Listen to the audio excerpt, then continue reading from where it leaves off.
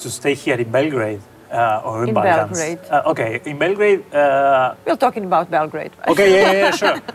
In Belgrade, for me, it's much similar to Buenos Aires. It's very similar to Buenos Aires. I really identify myself to Buenos Aires, with Buenos Aires. You know, I love my city. I'm from there.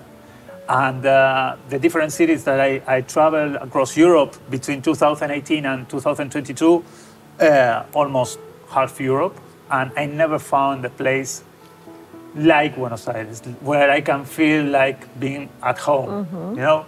So architecture, nightlife, culture that you've got here, different options every day to do things.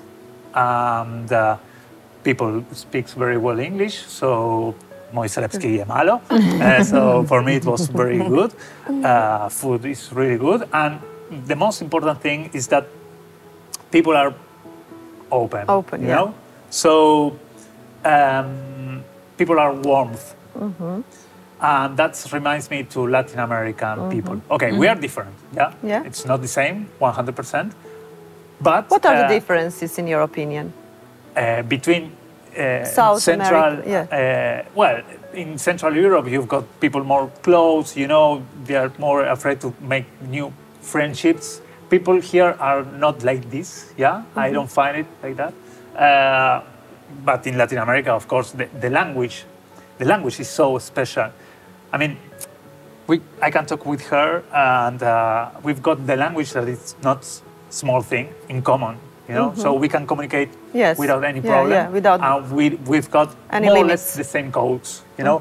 For that reason, for me, it's very important to start the language, to speak Serbian. I've got my teacher, she's from Pančevo, and she lives in Buenos Aires, so I took lessons by Zoom, because I want to connect. I'm a journalist, and I know that the communication is not only a fact, you know, it's a very important thing in life. Well, if ladies here expect from men that like be more, you know, more with family and blah blah blah, I'm very far away from my family. I'm very used to be more independent, and in Buenos Aires we are more like not so many structures in relationships. Talking about men and women. So for me, it was interesting experience to meet some Serbian girls. Yeah. And sometimes during also this winter, because winter makes you think you are too closed. Yeah.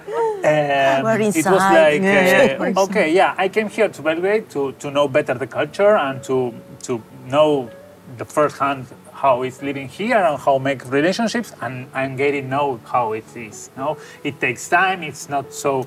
Yes. I mean, maybe for a date, it's not so easy. You know, because maybe a coffee or a beer here means something else. You know, and if you something go more. for something more, and if you go for that first meeting, okay, it's really important. And maybe for me, that I'm coming from South America and from Buenos Aires, for me it's just, okay, let's go for a coffee and let's chat. I'm searching for good conversation. Company and interesting people. Yeah, maybe here it's another thing. So times are different.